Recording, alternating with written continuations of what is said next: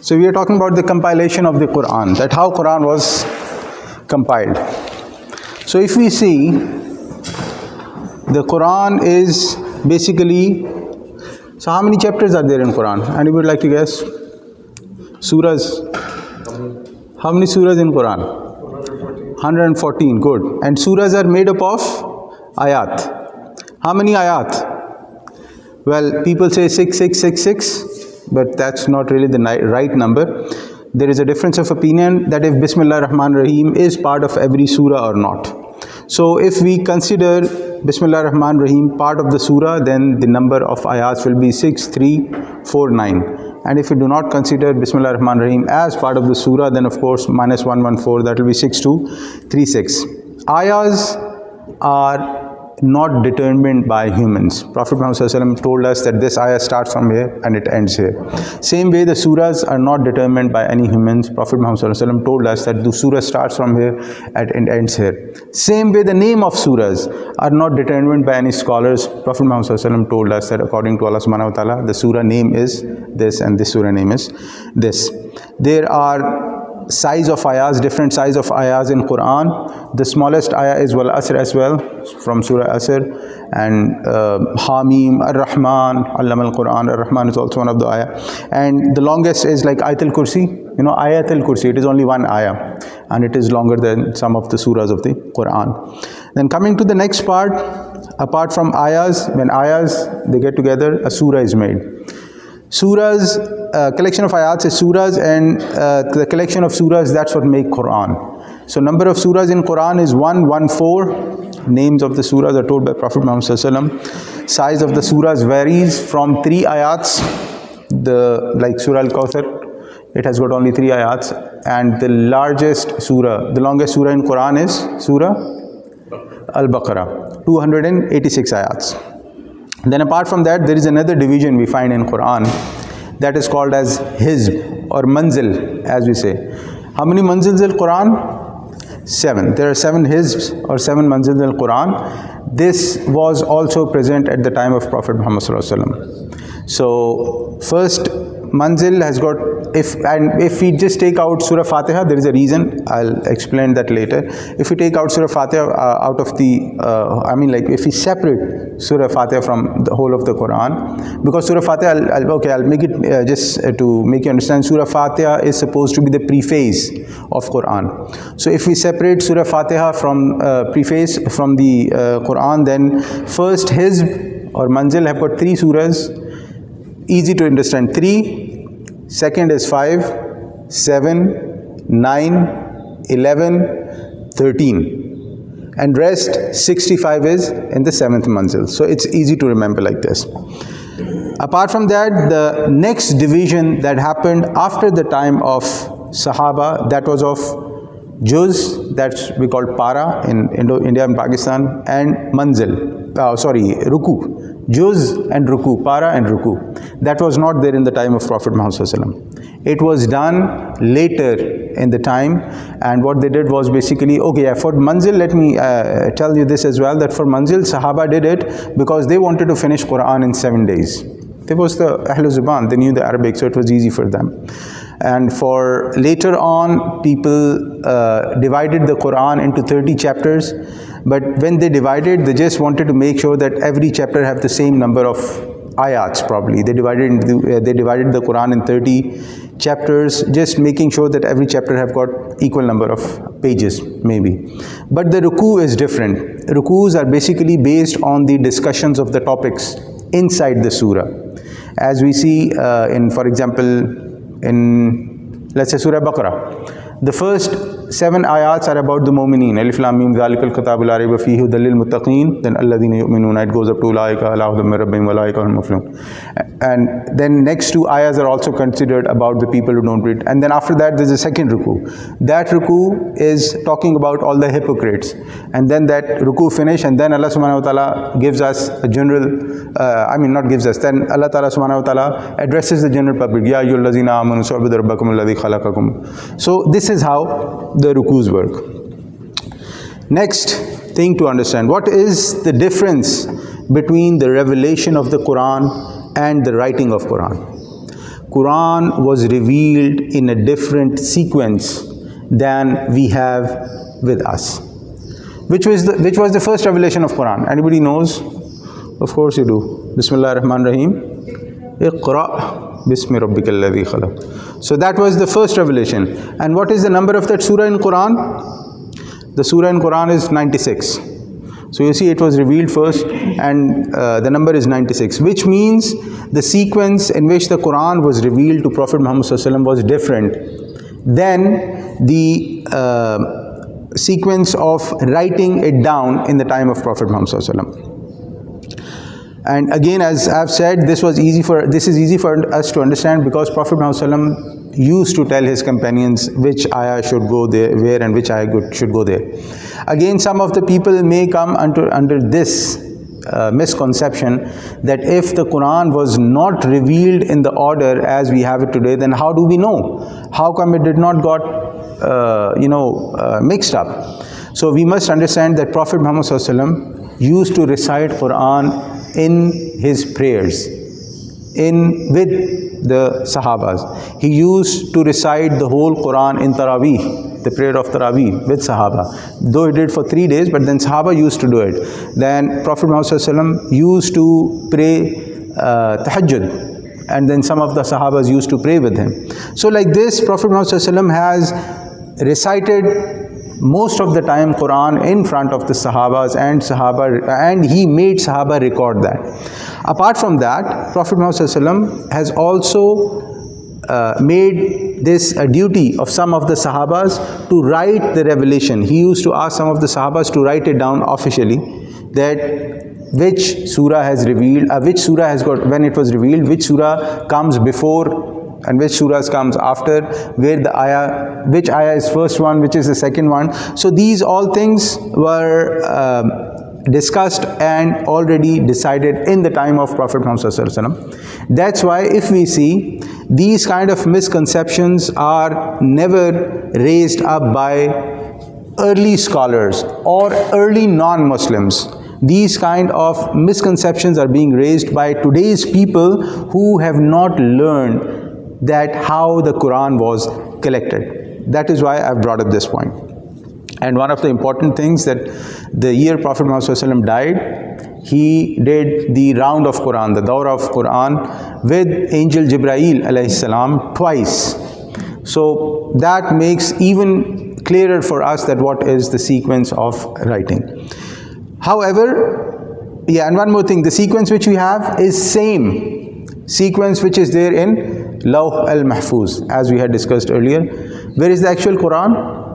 The actual Quran is in Lawh al-Mahfuz, that is the tablet, a preserved tablet with Allah subhanahu wa ta'ala. You can ask me questions later on about it if you want, because, one more thing. The surahs of the Quran, they have got I would say the revealing order of the surahs. First, let's talk about the revealing order. The revealing order of the surahs gives us a new perspective of the Quran, that what kind of conditions or circumstances Prophet Muhammad ﷺ was going through. Because if we look at it, as I've said, the revelation of the Quran is different. The sequence is different because it was revealed to Prophet Muhammad ﷺ when it was required. So if we look at Quran from that perspective, we would know that how things started, how things changed, and how they have ended.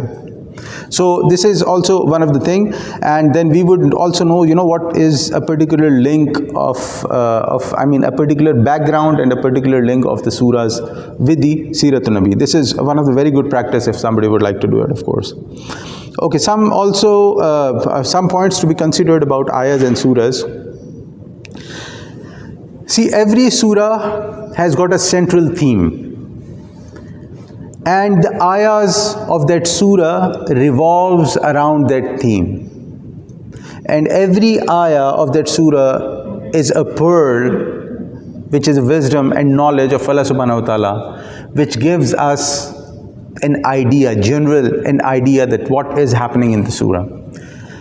Just to refresh our minds, as I've said, that Quran is the divine oration of Allah subhanahu wa ta'ala, which means that Quran speaks or Quran addresses its listener by emotions and by logic.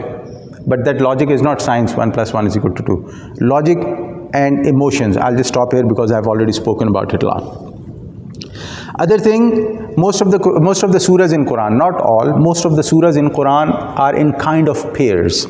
Like we say, Ma'uzatain, Qul a'udhu birabbil falaq and Qul a'udhu birabbin nas. So same way, the scholars, this was not in the time of Prophet Muhammad, but this is one of the ijaz, mu'jizat, miracles of the Quran, of the revelation, that most of the surahs are in pairs. I'll stop here. And then apart from that, all of the Quran is linked, is interrelated in its meaning, because one part of the Quran do the tafsir of the other part of the Quran. This is also one of the things I wanted to bring to your attention. Other thing, the surahs are of two types. One is Makki surahs and one is Madani surahs. What is the difference? The difference is the surahs which were revealed to Prophet Muhammad before his migration to Medina. Even if, let's say, Prophet Muhammad was residing in Makkah, but he was in Taif, or he was in Medina, or he was somewhere else. But when he was residing in Makkah, all those surahs which were revealed, the ayahs which were revealed, they are called Makki surahs. And all those surahs which are revealed after the migration to Medina, those all surahs are called Madni surahs. Okay, recording of the Quran, how the Quran was recorded, collected in writing. So we need to understand that in the time of Prophet Muhammad sallallahu alaihi wasallam, the Quran was not present in one book, Duffatan, Benit Duffatan, from cover to cover. Why? This is also one of the points we need to understand. See, the Quran is the qawl. Qawl means the saying. As Allah subhanahu wa ta'ala says in Surah Al-Haqqa, إِنَّهُ لَقَوْلُ رَسُولٍ كَرِيمٍ. That these are the words of the Rasul, of a noble messenger, Rasul Kareem, noble messenger. The word of Allah subhanahu wa ta'ala was given to Jibreel alayhi salam. The same word was spoken by Jibreel alayhi salam to Prophet Muhammad sallallahu alaihi wasallam. Prophet Muhammad sallallahu alaihi wasallam spoke the same word to the Sahaba radhiyallahu ta'ala anhum, and they learn those words by heart. As Allah subhanahu wa ta'ala says in Surah Al-Ala, سَنُقْرِئُكَ فَلَا تَنْسَى. We will make you recite so you will not forget. So this is very important to understand, that Quran did not reach us through writing scripts. Quran had reached us through the learning, through, as we say in Urdu, Sina ba Sina, that from one heart to other. Of course, that's the way of saying it, that people recited it, the other people who heard, they learned it by heart, and then that's how it kept on going. It's today only that we have lots of means to write down things and record things. Imagine at the time of Prophet Muhammad ﷺ, there were no means of recording things, so they used to write on the bones of, like, especially camels, because huge bones and stuff, or maybe on the clothes. And this is how, the first thing we need to understand, that the recording of Quran from between the books was not done in the time of Prophet Muhammad ﷺ. However, the arrangement of ayahs and surahs were agreed upon, that they were done.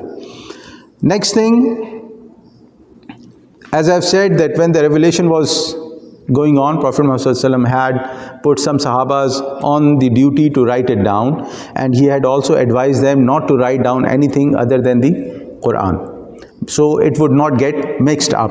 However, there may come few questions. I'm not addressing them right now, but we will do it later on. Next thing, what happened was, first, when the Quran became a book, I mean it came into a form of book, it happened in the time of Abu Bakr radiyallahu ta'ala anhu. What happened was that there were quite a few fights between Muslims and non-Muslims at the time of Abu Bakr radiyallahu ta'ala anhu. So one of the battle was Battle of Yamama, that happened at the time of Hazrat Abu Bakr, and a big number of Huffaz, people who had learned Quran by heart, died in that battle. They were martyred. Then Hazrat Umar radiyallahu ta'ala anhu, he went to Abu Bakr radiyallahu ta'ala anhu, and he said that if this will keep on happening, then there is a big chance or a huge chance that people will start getting confused. So what we should do is that we should put all of the Quran between two covers. When Abu Bakr radiallahu ta'ala anhu heard that, he was a little hesitant to do it. He said, his argument was that when Prophet Muhammad sallallahu alaihi wasallam has not done it, how can I do it? But then, of course, it was when Umar radiallahu ta'ala anhu, he spoke to him, and then other Sahabas, then of course there were two opinions. So what he did, Abu Bakr radiallahu ta'ala anhu, what he did was that, of course, he called a committee, he called a meeting between the Sahaba, and then he put in there, and then they agreed, of course, with the permission of Abu Bakr radiallahu ta'ala anhu, they agreed that they should do that. So what Hazrat Abu Bakr did was that he made a committee of some Sahaba, and Hazrat Zaid bin Sabit, he was Katib-e Wahi, he was the writer of the revelation of the time of Prophet Muhammad sallallahu alaihi wasallam. So he appointed him as the head, and he gave him the task to do this. So then this is how it happened that he started, of course, because there were quite a few Hufaz at that time. So this is how it happened that they started writing down Quran from Al-Ham to An-Nas. Then that was only one. That was only one book. And then the time of Umar radiallahu ta'ala anhu came, and then the time of Uthman radiallahu ta'ala anhu came. So Abu Bakr was the first caliph, second was Umar radiallahu ta'ala anhu, and third was Uthman radiallahu ta'ala anhu. So by the time of Uthman radiallahu ta'ala anhu, they had captured a huge land. So when you capture huge lands, you go big, you of course come across different cultures, different ways of speaking things. And of course, they were not all Arabs. Most of them were non-Arabs who were reverting to Islam. So there came another issue of how to recite the Quran. See, the word is same as I was discussing in the previous lecture. What is O-F-T-E-N? How do you say that? Often, right? But you say only often here. But if you go to UK, O-F-T-E-N is? Often. S-C-H-D-U-L-E. Schedule, right? But no, UK they call schedule. Same word, different pronunciation. So same thing came with the Quran. So due to this reason, what Usman radiallahu ta'ala did was, of course, that is also one of the very huge tasks he did, that again, he gathered Sahaba, and they came up with these kind of problems they all had because people were coming from different places. So he gave this task again to one of the committees. So what they did was that they asked everybody to bring up their Quran, their versions. Then they all agreed on one way, that this is how the Quran is going to be written and this is how it is going to be recited. They all agreed on that. They made it an official version. That book was made an official version. It was given an official status to avoid any more confusions for the recitation of the Quran. And then they were made 7 copies. There are a few narrations of 3, 5, but 7 is one of the most authentic. Of course, one was kept in Medina and one was sent to Makkah, and then the other was sent to Damascus, Kufa, Yemen, Bahrain and Basra. Kufa and Basra are in Iraq, just to let you know. Up to here, this is like a kind of technical discussion of how the Quran was collected and then what happened. Next thing, now here I would like you to give me your not feedback, just get indulged with me in the conversation. Topic of Quran. Every book have a topic. Every book have a topic. So if we see in general, what is the topic of Quran? Is it a book of science, S-E-I-N-C-E? Can we say that? Well, not really. Is it a book of philosophy? Well, it does speak about a bit of philosophy though, but it's not a book of philosophy. Is it a book of geography? Not a book of geography. So what is the topic of Quran? Guidance. Excellent. The book is called Hudal Linnas, Shahru Ramadan Allazi Unzila Fihi Al-Quran, Hudal Linnas. So this is Hidayah, guidance for all of the humanity. So when we say guidance, how would you define guidance? That's another question, right? because guidance can be of different types. So when we say guidance, or the Quran is a book of guidance, so how would we say, what kind of guidance we are talking about? Guidance in life. Again, there are different aspects of life, so we will go, guidance for so that we can make our next work better. That's, yeah, in one line, of course. That's very good answer what you have said. But let's put it in this way, that there are some realities in this world which are easy to understand. I think the perfect example. Yes. We spoke about this last July, regarding America and its teaching as well, basically other countries as well. Because America is taught that we have girlfriend and boyfriend. Allah teaches us that is haram. Right. So that's the difference in guidance. Right. True. You said it very nice. That's right. That there are different kind of guidance in some aspects, like do's and don'ts, rights and wrongs, goods and bads. So if we see, so this is what I was saying, we need to understand that there are two kind of realities. One is this, where we are. We can see, this is white, this is brown or gray, this is off-white, this is human, male, female, what we do, this is one reality. And then there is another reality, that when we are dead, when our soul leaves this body, that is another reality. Just to understand it, let's call this one natural, and let's call that part supernatural. So those are supernatural realities which are related to unseen realm. We don't know. Nobody has come back from death to tell us what is there. So the news of those realities can only be found through revelations from Allah subhanahu wa ta'ala. We don't know about that because those are unseen realities. So basically this Quran generally speaks about the guidance of humans about those realities. Generally. Mostly, let me put it in this way, mostly it speaks about that. So the guidance, knowledge and advice to any human who is seeking the path to reach Allah subhanahu wa ta'ala, to get into paradise, we can call that this is the guidance, the kind of guidance Quran provides for those people. Now coming to knowledge, see when we are talking about the guidance and this, we have to understand that there are two types of knowledges. One is this worldly knowledge. How do we get this worldly knowledge? We get it through our senses. Allah subhanahu wa ta'ala has given us 5 senses. Touch, through touch we feel, right? Seeing, hearing and smelling. So these are the 5 senses we have. So what happens that we gather knowledge, or we gather whatever data we have through these senses, then our mind processes that.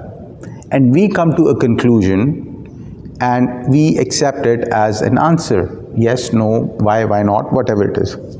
And then, based on that result, we create things. Like aeroplane was not created in one day. Same way the paper was not created in one day. Penicillin was not created in one day. So what had happened was that through these senses, the people have been accumulating knowledge, and the next generation had been using the previous generation's knowledge to advance it, to make it more modern.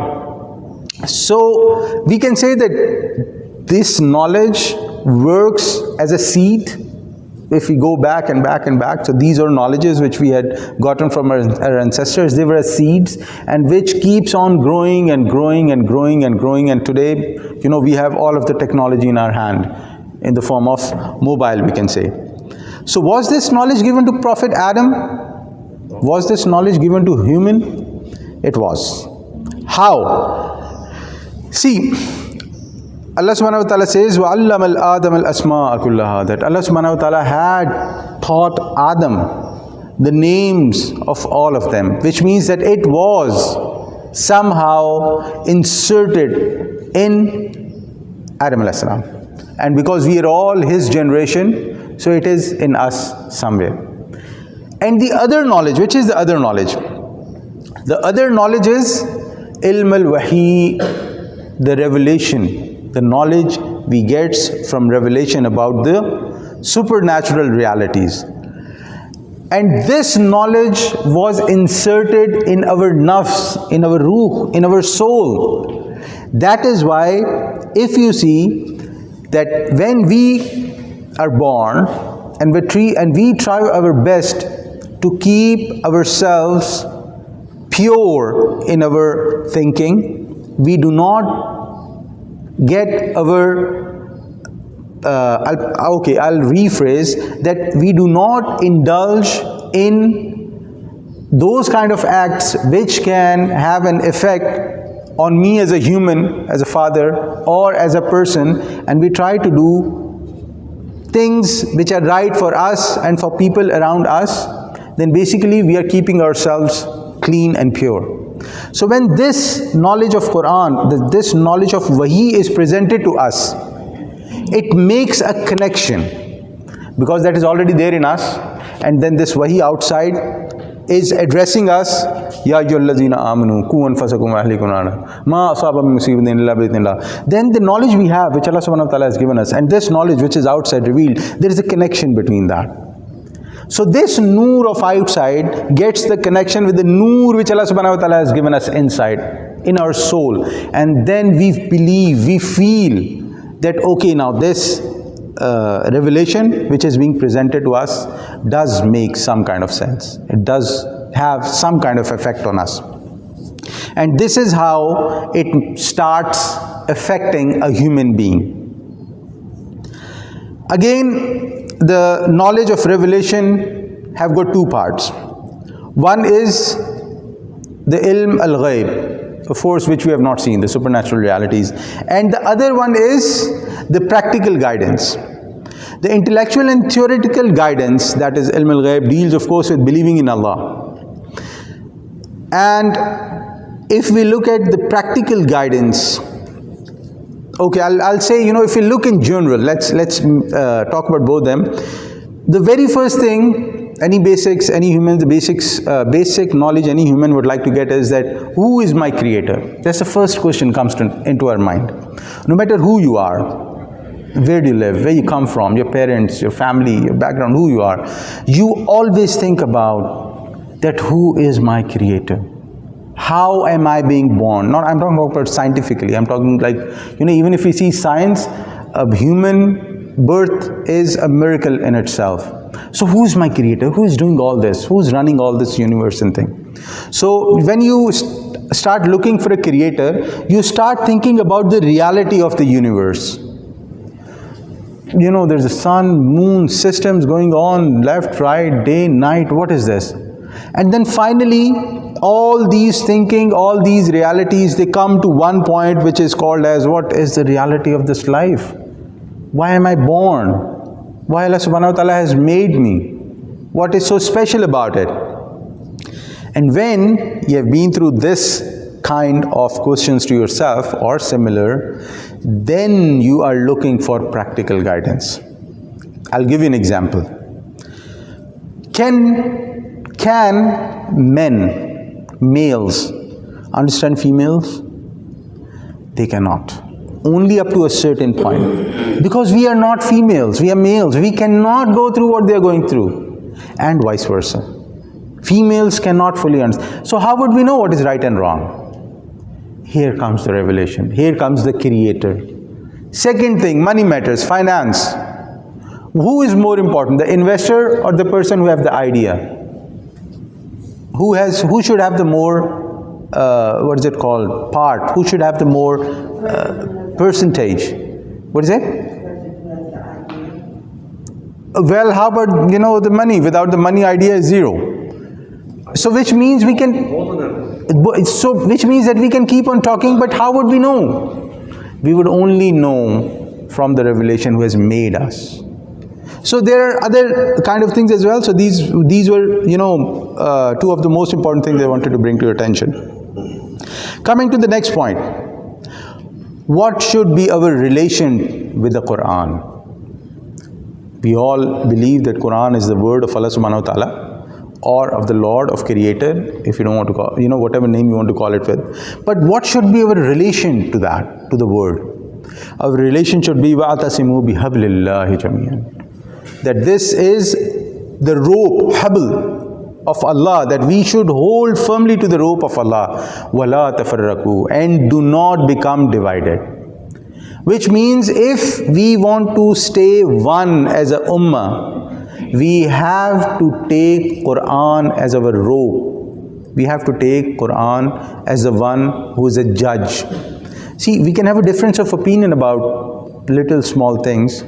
Like, for example, if I would like to have a tea or a coffee, I can say no, I prefer tea or coffee, or no, none, I prefer water, or not even water, I'll have orange juice.